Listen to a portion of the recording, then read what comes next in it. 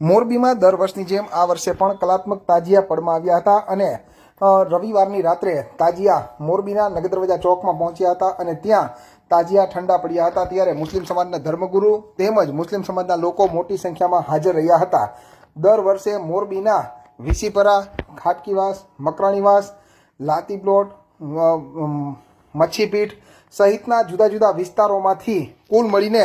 11 તાજિયા મોહરમ પર્વ દરમિયાન પડમાં આવતા હોય છે અને ત્યારબાદ છેલ્લા દિવસે તે તાજિયાને મોરબીના નહેરુગેટ ચોકમાં ઠંડા પાડવામાં આવતા હોય છે। તેવી જ રીતે મોહરમ પર્વની પરંપરા મુજબ તાજિયાના જુલુસ આ વર્ષે પણ મોરબીમાં નીકળ્યા હતા અને કોમી એકતાના પ્રતીક રૂપે હજરત ઇમામ હુસૈન શહીદ કરબલાની યાદમાં મોરબી સુન્ની મુસ્લિમ જમાત દ્વારા આયોજિત તાજિયા જુલુસ વિસર્જનનો કાર્યક્રમ મોરબીના નગર દરવાજા ચોકમાં યોજાયો હતો અને ત્યારે મોરબી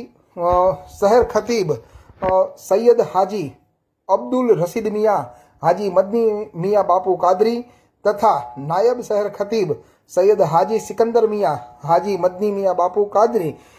હાજર રહ્યા હતા। તે ઉપરાંત વિશાળ સંખ્યામાં મુસ્લિમ સમાજના લોકો હાજર હતા। તેની સાથોસાથ રાજકીય અને સામાજિક અગ્રણીઓ પણ આ તકે મોરબીના નગર દરવાજા ચોકમાં હાજર રહ્યા હતા અને 1375 વર્ષ પહેલાં કરબલામાં જે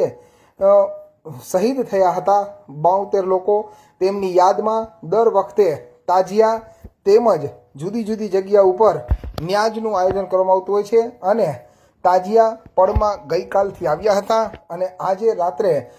તે તાજિયા મોરબીના નગર દરવાજા ચોકમાં પહોંચતા તેને ઠંડા પાડવામાં આવ્યા હતા અને ત્યારે મુસ્લિમ સમાજના ધર્મગુરુ સૈયદ રશીદ મિયા બાપુ હાજર રહ્યા હતા।